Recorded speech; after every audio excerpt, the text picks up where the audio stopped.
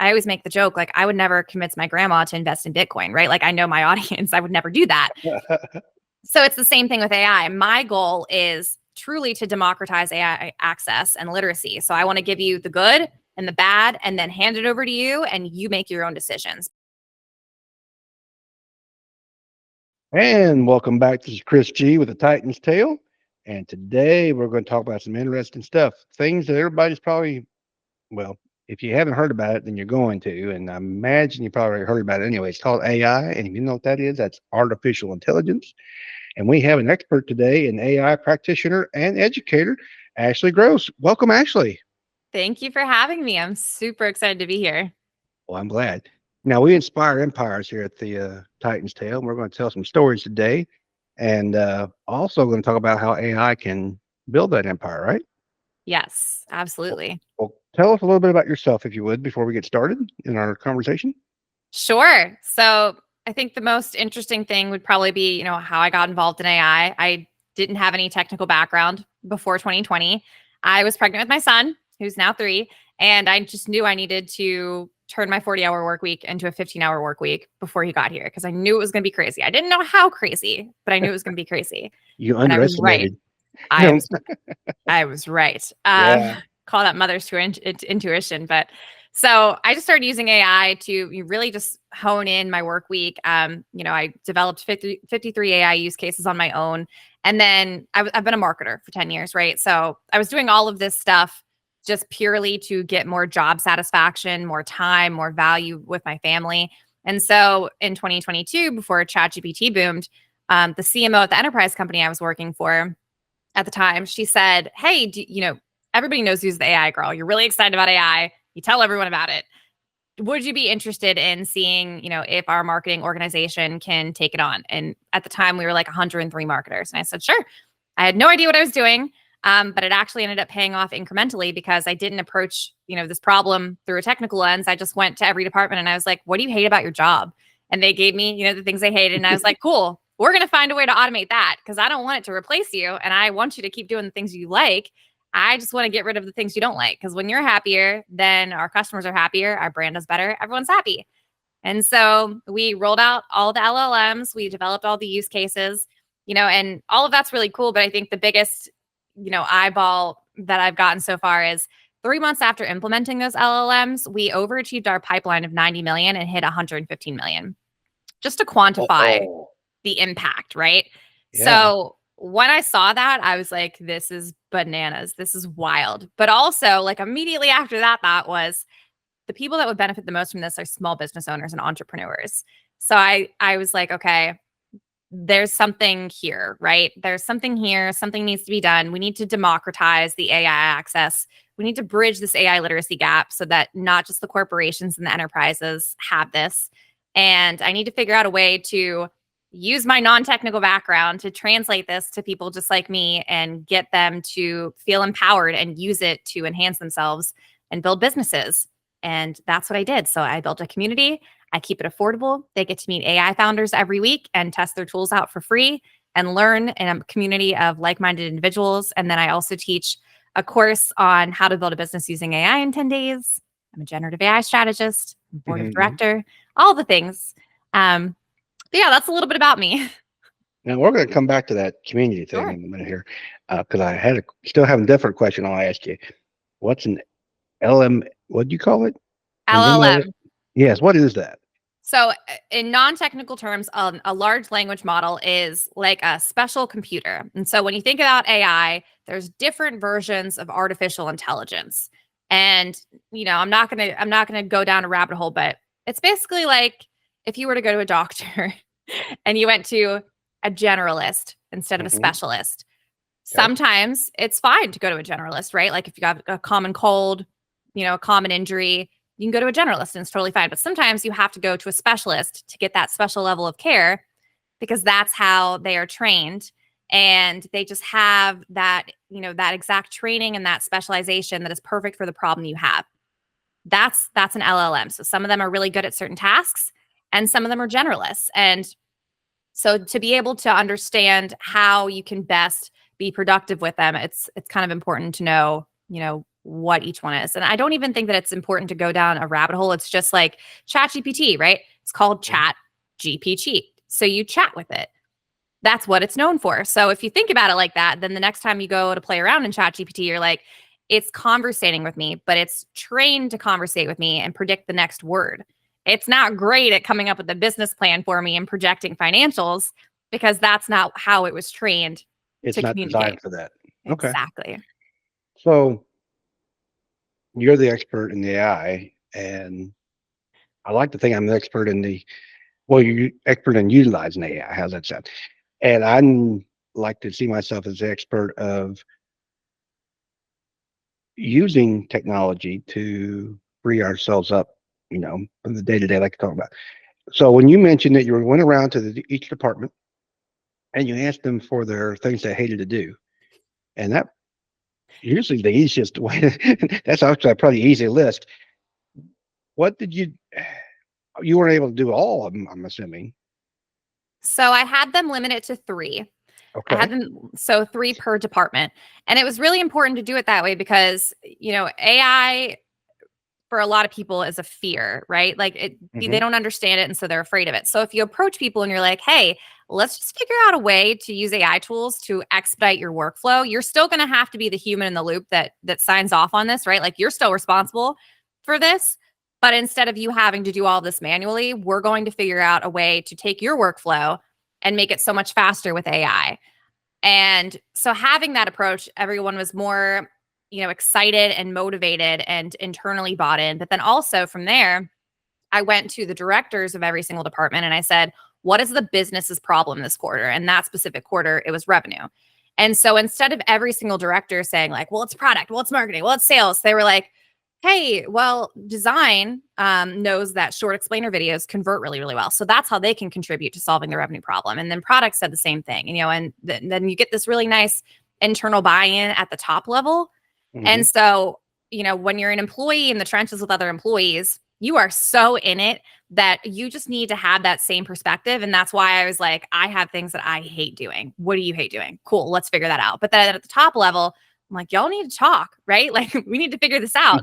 So, how are we going to figure this out and align on this? Because we're not going to ever achieve anything amazing unless we align on what that expectation is, right? Like, what is that black box magic expectation that we all have? Let's put a name to it.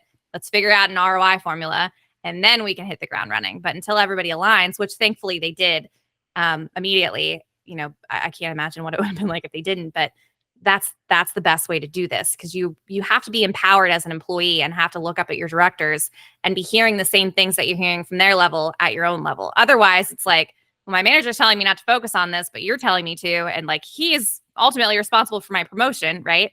So Right. it's just communicating, really, is what it comes down to. So do you think at the end of the day that using your approach in AI as a uh, helper, that by freeing up the time of your lower end, they were able to focus on more on what the hierarchy is wanting to happen in a way? Absolutely. Yeah. Absolutely.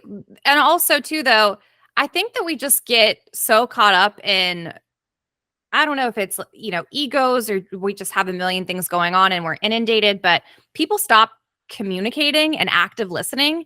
And so the more you have these little team projects where, they might not have known that I was trying to internally get their buy-in, but I knew. And so all I'm doing is saying like, "Hey, what do you think the business problem is? And what do you think it is?" I'm not asking about their departments or about their earnings or about their quotas. I'm not touching on anything that's sensitive to them that will make them feel threatened. I'm just saying like, do you agree that this is the problem? Okay, cool. That's step one, right? So it's like a spectrum of like getting their buy-in. It's not just like, hey, we're going to implement AI and this is all the stuff you're going to do. They'd be like, you're like two levels below me. What are you doing? I got you. So you took that and you really tricked my interest here. So you took that and then I guess you had to pick a type of AI that's going to work to satisfy your need, I guess, right? Was that Yes. different? Was that different AIs for different departments? Or was it all the same? Um, So it was a little tricky just because the company was based out of Germany. So we had GDPR and a bunch of other rules. And so our IT Hmm. team was very hesitant to roll out AI tools. This was pre ChatGPT, like Right. ChatGPT boomed a couple months later. And so Yeah, they were hesitant. They were very worried about privacy. So I chose LLMs based on what our inner policies already look like and frameworks look like, and also what I had the most experience in. So I've been using Jasper AI since 2020. I know that tool. I know the templates, the features, the product team, the employees that work there. Like I know that product and the company and the employees that run it like the back of my hand. And so for me, I advocated really, really hard for that company because I already knew what was in their privacy policies. I already knew what was in their data protection. And so I still had to do the hard work of, forming a task force. And really what came down to it was there's three at the time there was three men that made up the internal IT team as far as like rolling out AI tools goes, and they started a Google Doc, and they're like, okay, here's the tool you want, here's everything that could go wrong with this tool, give us a reason and give us a contingency plan for what you're going to do for every single one of these. So it wasn't like I could be like all willy-nilly, right? Sure. I had to put my name on it, and I actually had to get the co-founder to sign off on it, who I'd never spoken to or met in my life. So it was a lot of pressure, and my name ultimately was still on that list. And, it's just like any other technology, except the updates happen way more frequently than any other technology that we had. So it would be like the equivalent of, if they were like, hey, every time HubSpot updates, you're in charge of letting us know what those updates mean for us and our data that we put in there. You'd be like, okay, like HubSpot updates, once a year, whatever, like, but different LLMs. It's wild. It's would you say today it's probably the fastest changing technology we have? 100%. Yes. Yeah. Never really thought about it, but that's what it is. It has to be. Yes. It's probably teaching itself in a way. We'll get to artificial general intelligence, I do believe, at some point. There's lots of people working towards it. But right now, I always chuckle when everyone, starts to say like, oh, the AI is going to replace us. And it's like, maybe if you're a terrible communicator, but like, have you tried to ask it for advice recently? It's just going to give you a search if it's hooked up to, a search engine. And it's probably going to be like, did you dwell in the queries of the revolution? Well, it's not, we're not there. When I used to run a printing company years ago, and it was right when the internet was coming out, and there was a lot of discussion about the internet going to get rid of printing. And I read articles and went to conferences, and that was that speech, and how we're going to overcome it, and how do you pivot, and blah blah blah. And the funny part was, like 5 years later, um, the internet created more printing. And my guess is AI is going to be somewhere in the, not necessarily printing, but AI is going to be the same way. It's going to generate something that we're not even thinking or it's going to enhance something that we never thought it would enhance. Right. And I am definitely not the technology guy, so I just like to see the big picture sometimes. No, I think that's great though. And I know a lot of people that remember the dot-com era, and that is their motivation for staying at the forefront of this because they saw it. And a lot of times they were not, a lot of the times, like I have so many members in my community that were around during the dot-com era, and they're like, they'll even tell you themselves, they'll say things like, we didn't think it was going to last. We thought it was going to go away. And boy, were we wrong. And we are never going to make that mistake again. Yeah. We might not be experts, but we're going to lean in and we're going to be curious. And ultimately, if you do that, you're going to be fine. Well, instead of embracing it and figuring out what we're going to do because it's going to be doom and gloom, is how to embrace it and use it to benefit them or benefit yourself, improve your business that you currently have. So that's kind of what we're talking about now with AI. And I'm just going to lead to my next question. So you tout that you can build a business using AI in 10 days. Is that right? I did build my business in 10 days. Really? Really? I did. Tell me about that. Okay. So to be totally transparent, this is my third business. The first one was great. The second one I opened right before the pandemic. So it was not great. But this business was completely different because it's not a product. I built a community first. So I like to be transparent because I want, all the cards on the table. So if anyone's listening to this and they're like, oh my gosh, she's got her crap together. Like, absolutely not. I just learned so many lessons so fast that I'm able to pick up the pace. So as far as like actually building this business in 10 days goes, first of all, I had, an experience that changed me, when I was pregnant. And so the idea of being my own business owner was deeply planted in me back in 2021. Like I knew that I was going to be my own business owner again. It was a different kind of mentality because it wasn't, I'll be totally transparent, or continue to be, I guess. The businesses that I owned earlier, I was like 22, 23, like young, right? And I Mhm. wanted money. That was my motivation. I wanted money. I have a scarcity mindset. I'll be the first one to tell you. So this time it wasn't, you know, I'm going to make money. It was, this is going to work. Like, this is going to work. I don't Mhm. care how. I don't care how many hours I have to work, but this will work. And I'm never going to let another company dictate how much time I get to spend and not spend with my family. And so this time it was really planted in this grounding understanding of it's not about the money, it's about having the freedom to do with my time what I want. And so when I looked at building a business in 10 days, I was like, okay, I need to get this up and running quickly. I'm a Mhm. tenured marketer. I've got marketing down. I suck at selling myself. I'm terrible at it, right? So I was like, Okay. okay, there's a skill gap that I have. I had ideas because I was using generative AI. So I knew I wanted to do something with generative AI. I knew I wasn't good at sales. I knew that I was not amazing at financial projections. I Mhm. like money, but I don't like sitting there crunching all the numbers, right? Right. And I knew that I had control issues. So I didn't want it to be VC or angel. I wanted to bootstrap it. And so just by the power of deduction, I was able to use AI to validate my idea to start this community just by saying, you know, this is the idea I have. Here's my audience. Here's my demographic. Here's how I'm going to position this. Find me other companies that are doing this. And then I analyzed the competitors that were out there, and they were not doing a similar business model to me. Now, there's lots of people doing generative AI consulting, lots of them doing communities, but none of them had that founder component. So in one day, I was able to validate an idea, differentiate myself, use 3 AI tools, and go find the competitors that were semi close, look at their SEO keywords, their H1 tags, where they were getting the most of their traffic from, all this information and all this data at my fingertips. And so I knew how to position my product because of the markets that they were missing, right? And so Yeah. then it was just A/B testing, and then it was forming, an MVP, right? And then it was iterating it and scaling it. And so I was just able to do the things I knew I had to do, but faster with AI.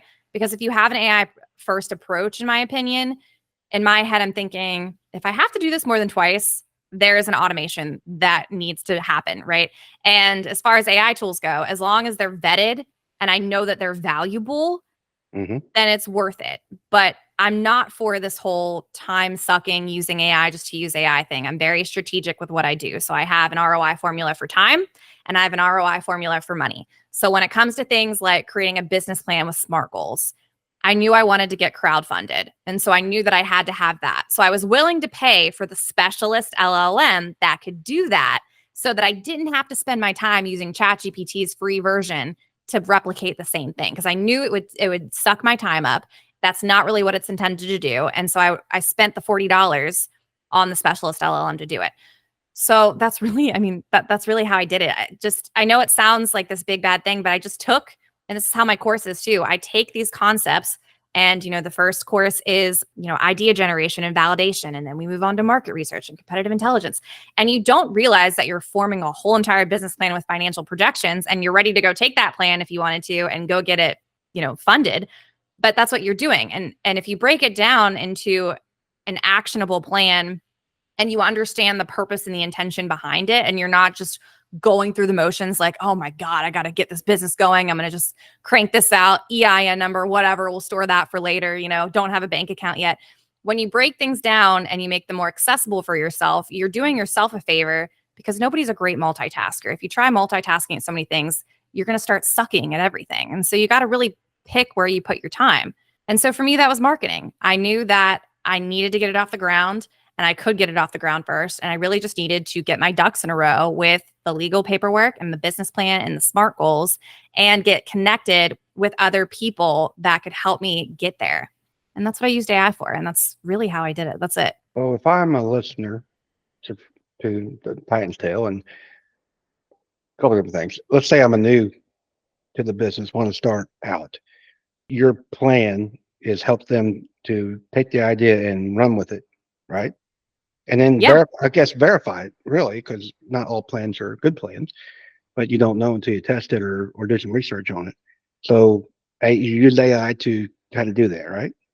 Yes, but also it was a very strategic move. So I did a lot of research with the Chamber of Commerce and, pretty much any available, statistic on why business owners fail, the length of time, how many years.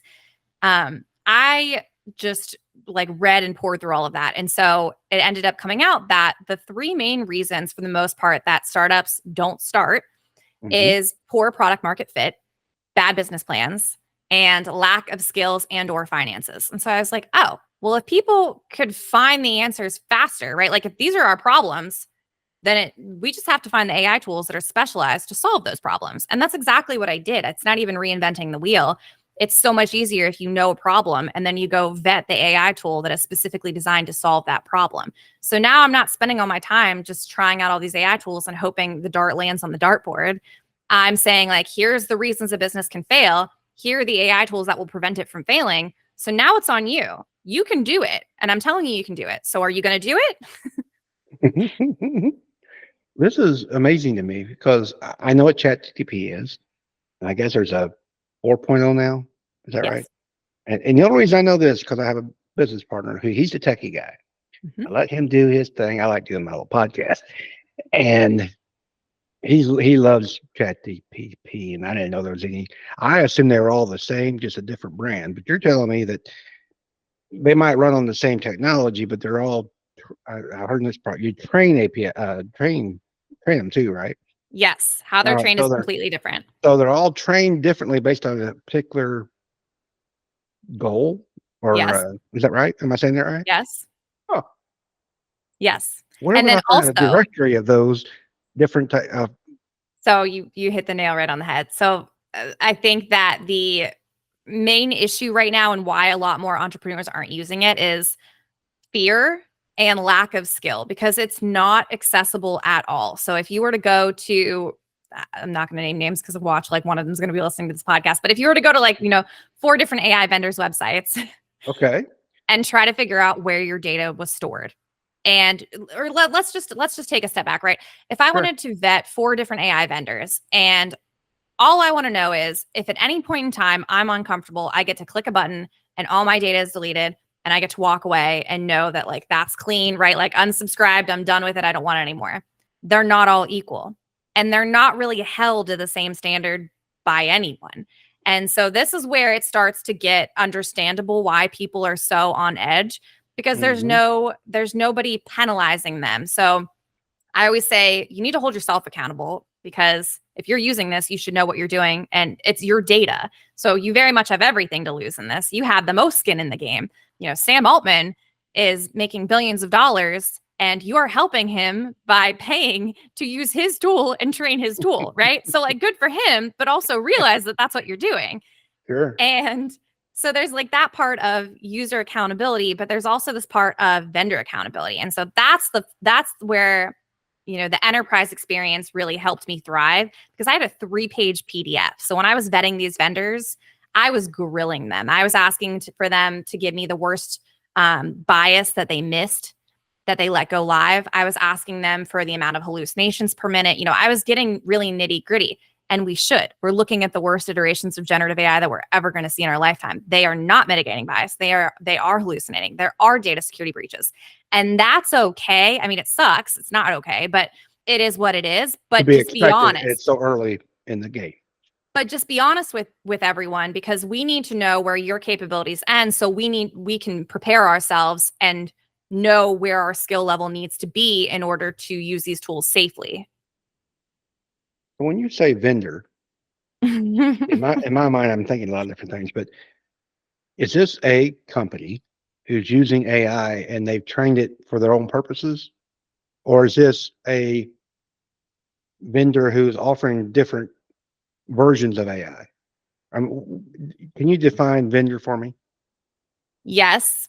Um, when I say vendor, I mean they have an AI product that we were contemplating implementing into our marketing org at one point in time. And, it comes down to a few things. It comes down to budget, implementation, onboarding. Also, like I was the one teaching everyone prompt engineering. So that's why I kind of chose Jasper, because I knew this was like a one-woman battle.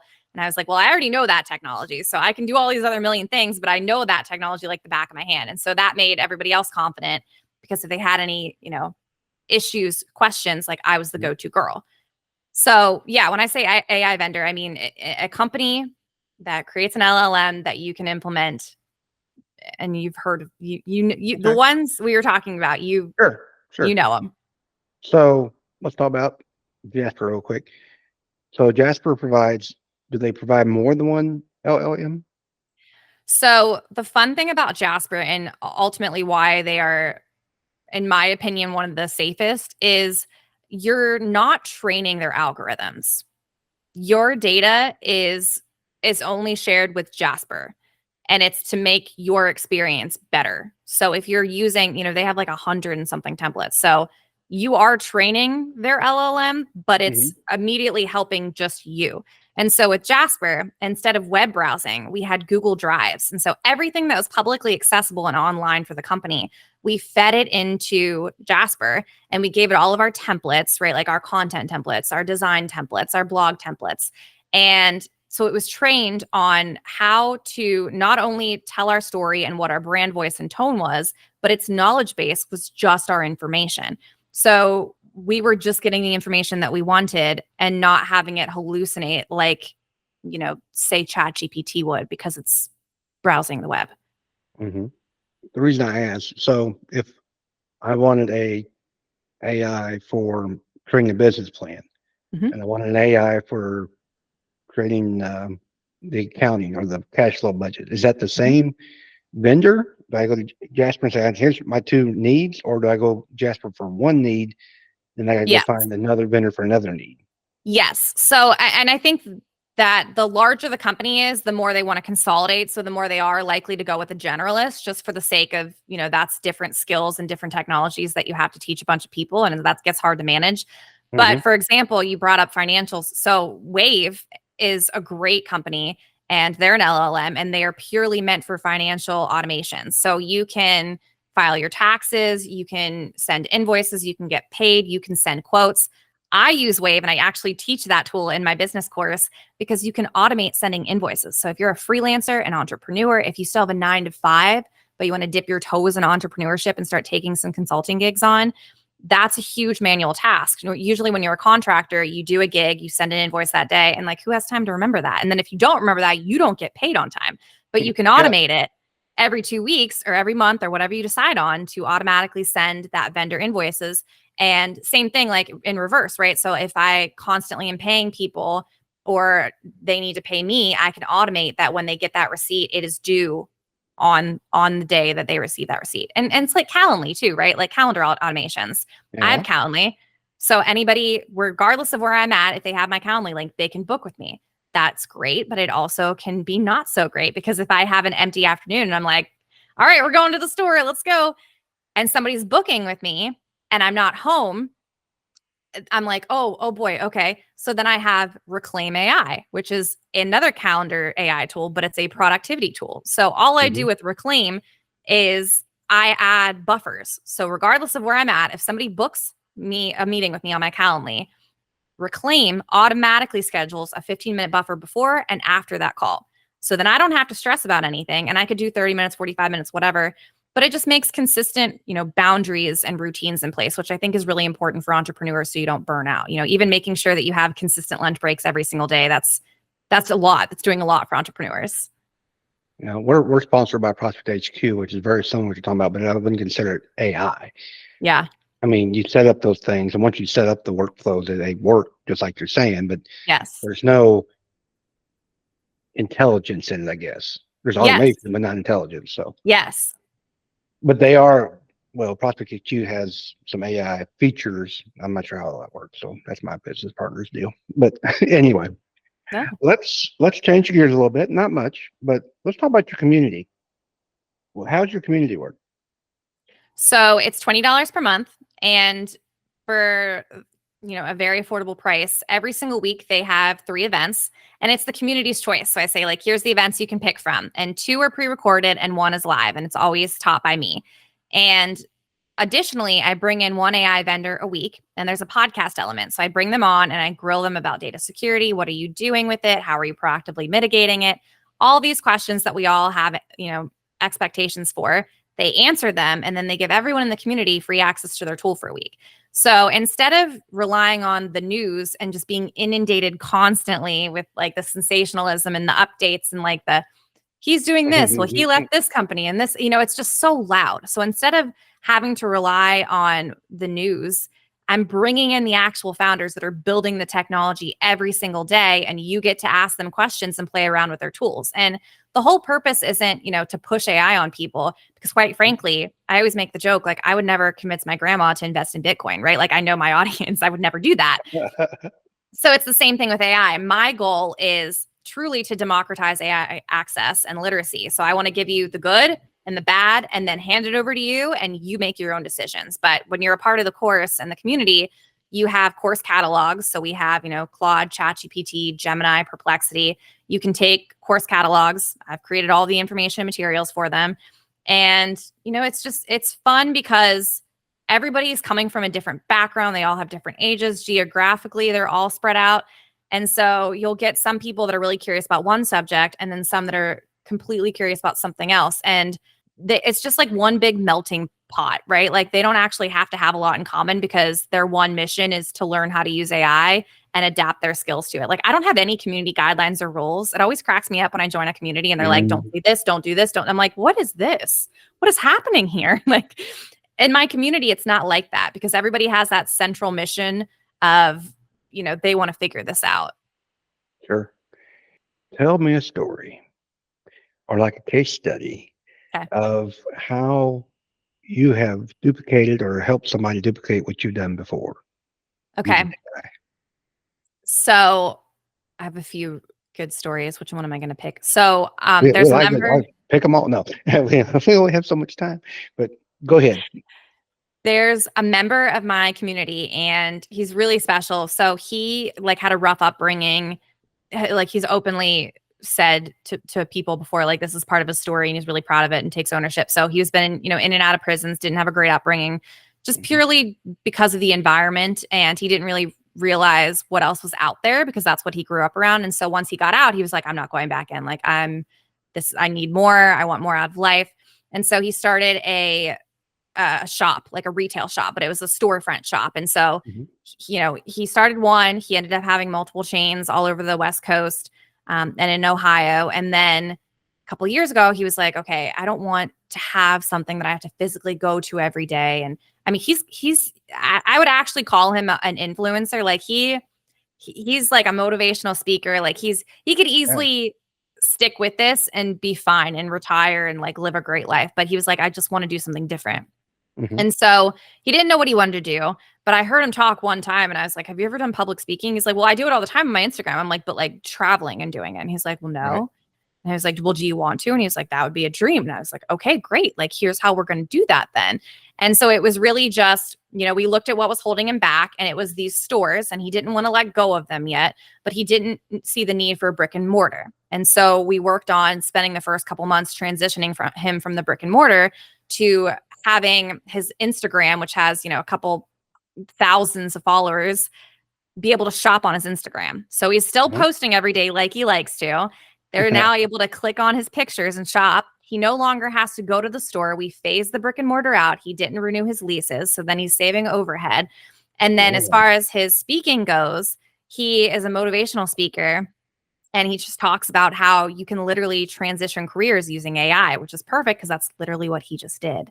And I mean, he travels all over. I mean, he's amazing. He's great. And the community's only been open for less than 70 days. So, That's awesome. So he had brick and mortars. And so somehow somebody's still having to ship stuff, right? And do some of the physical stuff. So how'd that transition? Yeah. So we just found AI inventory tools so that he could take, going into the store and actually writing down what he was out of and connect it with Shopify as his backend. So Instagram's his Mhm. front end, Shopify's his backend. And so now when he's selling his merchandise directly on Instagram, it's automatically telling Shopify, like, here's what you need to order more of. He just has to look it over, click send. It sends. He gets more stuff. It goes to his house. He'll ship it out of his house. And, at some point in time, I think he'll probably stop with the stores, but like the pace that he was able to transition careers was enough for him to be like, I don't feel trapped anymore. Like, I feel free, and this is what I wanted. And not only that, but he's got such a huge impact in the community Mhm. because the same people that were getting him in trouble are now looking at him as this person that like got out. And so he's this huge inspiration in his community because he's walking proof that you can do this, and you just have to want it for yourself. And so now he's talking to all these other people in the community that would normally not want to raise their hands and be a part of these cold corporate, meetings and conferences where you learn AI. Sure. Who could blame them? And they're going to somebody they already know that's relatable. So he's like making a community difference, an individual difference, and like a business difference. That's awesome. Now, I hear you've got a book coming out. Is that right? I do. Yes. What's it about? How to build a business using AI in 10 days. AI? Well, I'll be. I know. Who would imagine? I just thought, I like to Okay. say, I like to keep everything accessible and affordable. And so I really take that to heart. Like I think of this as an ethos, if you will. So when I did my course, it gets really hard for me because I want to, have a million different lectures so that everybody in the geographical locations that signed up can all, be optimal times. But I just can't do that.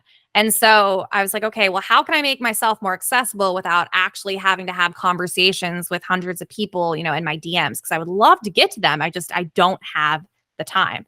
But I Mhm. do have the time to take this blueprint that I already had, that I built a course around, templatize it, and put it in a book and sell it for an affordable price. And so that's what I'm doing. And so also keeping in mind too, like people's learning styles are different. Maybe they don't want the pressure of being in a course and having assignments, like I'm not going to lie, that sounds like it sucks. Like I'm happy that they want to be a part of it, but for me, I don't think I would want to do it. So a book's less invasive, and then they can kind of learn a little bit about me, get a feel for me, see if this is what's right for them, and then meet me. It's kind of like looking at a restaurant menu before you go to the restaurant. Like you want to know something about that person. You want to feel Sure. safe. Well, I love using technology when it works. And I'm the type of person that doesn't want to set it up. I just give it to me and let me do my thing, as long as it's doing what I think it should do. So you talk about your courses, hmm and one of these days I might have a course myself, and that's in the future. But I know that, assuming there's an AI to create courses, I'm betting you used it if there is. I did not, no, No, but okay. yeah, I was pausing because I was like, why didn't I think of that? Well, my real question is, it's like, yeah, if my real question is, how do I personally don't want to use AI? hmm That's just me, but I want my team to use AI. hmm How do I teach them to use AI, or how would I implement that mindset into them? Obviously, to kind of trust it, utilize it, and so forth. Yeah. So there's two parts of this. One is communication. So you can start right now by leading, by example. So the next time that one of your employees comes up to you and they like, word vomit 10 things in one, Yeah. just be like, hey, take a step back and like, why don't you give me that one at a time? Like, give me one piece of information at a time and make sure I understand it. Can you communicate like that to me? And they're gonna be like, okay, yeah, sure, whatever. Like you're being weird, but fine. And then, you know, what you're teaching them to do is chain prompting. And that is how you effectively communicate with LLMs. You don't just say, Mm, hey, my name's Ashley. I'm building a business. Here's my life story. Help me do that. Because then it's like, it doesn't understand what the priority is that it should it do. doesn't know the question in a way, right? Right. So Or if you can start communicating where you break things down one by one by one, and also, in your business meetings and, in your one-on-ones, you can always start the meeting off by saying, what's the outcome that we want here?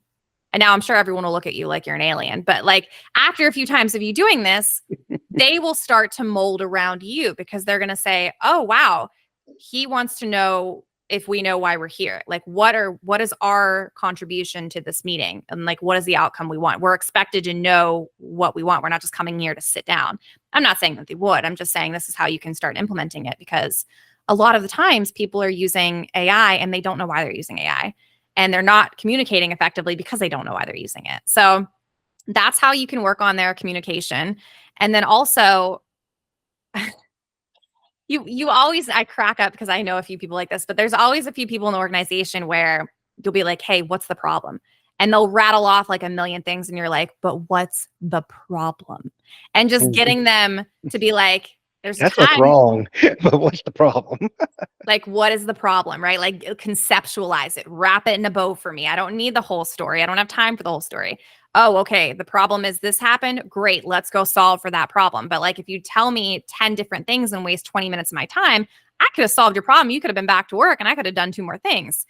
But you're focusing on the wrong parts of the story, right? So communicate, have a what's the problem, go find the solution mentality, and then be aware of the time that you're spending. I think, even if you're not trying to use AI tools, everyone should be more mindful about where they're putting their time. I always like to say there's a Google Chrome extension and it's totally free. It's called Toggle, Toggl. Yeah. And it's just a Google Chrome extension. So anytime I'm about to get on LinkedIn, right? So like engaging on LinkedIn is part of my everyday job. It's where I get, my engagement. And so I want to set a timer. So I'll just literally click start. This little timer is in the top of my computer screen and it's going to buzz really loud at me whenever 30 minutes is up. And I'm like, okay, that was 30 minutes. Got it. Like, let's go. So just like bringing more emotional intelligence and awareness around time and where they're spending it. Those would be the three areas that I would say you could work with them on. Well, I've got this husband and wife story, which I'm the husband and I'm not going down to tell it because I'll probably get in trouble. But talking about asking questions and so forth, and if there's men in the room, they understand what I'm talking about. But anyway, my thought was, and I'm kind of being devil's advocate because I'm thinking for people who don't like AI or are afraid Mhm. of it, are we teaching our people how to talk like robots? No, not at all. Okay. Because you're teaching them how to communicate with purpose and intention. You're actually giving them like a life skill. Yeah. Robots are terrible at talking. They're just meant to predict the next word. So if I was instead of talking to you, if I was typing in a conversation, right? And like I was conversing with an LLM instead of you. If I were Hmm. to say like, "Oh, bananas," it would be like, "What?" Like what? I didn't predict that, right? Like I would throw it for a loop and it would be so Sure. confused. But because I'm communicating intentionally, it's like, okay, and there's still time, right? Like it's going to make mistakes. It's only as good as the people that are working on it. And that's why I'm so hell bent on making sure that there is not an AI literacy gap and that there are important and inclusive and representation in the room. Because if there's not a diversity of the people that are working on this technology, then it's not for everyone. And that is what I am afraid of. Got you. And while I think it's probably a good time to stop, I have this underlying question I want to ask. Okay. And you mentioned it earlier, and it's not necessarily Jasper in itself, but it's more of the question of how Jasper works, you said. Mm-hmm. And in my own mind, AI learns from interactions with everything. Mm-hmm. And then maybe I'm wrong, but you said that you your company put its stuff Mm-hmm. all in one document and it limited itself just to that folder or whatever, Mm-hmm. lack of a better term. Well, how's it in my mind? I want to learn from other. That's how I learned before when I run the company. I went to other places and I saw what they did and learned from. So if you're limiting AI just to a certain source of knowledge, Mm-hmm. how can it branch out? That's a great question. So I think the approach specifically with Jasper is they've templatized everything. So like there is a chat feature and it's cool, but they have a template for blog writing, right? And like it's specifically taught on how to look at SEO words and how to write good blogs and how to be a storyteller. And so they have provided so many templates that you don't even have to be like, oh, what am I doing here? You can just scroll through their templates and be like, oh, that's a cool template. Like I want to write a blog and go in there and it's trained to think like someone who's supposed to write a blog and have it rank really, really high for keywords. So to answer your question more directly, there's definitely a concern that if it is just this one company using their Google Drive and just their employees using it, like what does that innovation look like? Because Mhm. ideally, realistically, those people could leave the company, and then what are you going to do? Like, how smart is that LLM for your company? But I think the benefits of not having the same security issues as, let's just say, OpenAI outweigh the fear of lack of innovation, because I don't even know who all is using ChatGPT. I mean, it's millions and millions of people. And I'm just going to go ahead and be the jerk on here and say, like, I'm going to Mhm. guarantee all those people aren't that smart. And so I would rather work on an LLM where at least Yeah. they were hired at one point in time, right? Like at one point in time, they were qualified to do their jobs and we're enhancing them with AI. But I don't know about the rest of these people. And so Well, it's more frustrating for me to be relying on ChatGPT for certain things, because every time I figure out a prompt, right? Like I love being right. scrappy with prompts. My whole thing is like, how can you do this in 3 prompts or this? As soon as I get it, it's like a couple weeks later, I lose it and I have to reiterate it. And I'm like, how many freaking people did that? Like, how many of you did Mm-hmm. that for me? And so it's more frustrating for me as a learner, because I will put the time and energy into it and I can't control what's going to happen or the evolution of this. And that is, I think that's the main like benefit. It's frustration. Okay. Well, awesome. Well, actually, if I wanted to be part of your community, how would I find out about you? You can just visit gettheprompt.com. Gettheprompt.com. That's it. And this book coming out. Do you Yes, have a launch date yet? I do. It is August 1st. It will be available on Amazon. And it has quite literally my whole entire tech stack, my workflow, my automations, the pricing of these tools, because I think that that is a lack of transparency in the market as well. It has everything that the course has. It's just in book format instead of lecture and lesson and activity format. Well, and they can obviously, I assume Google actually grows as well.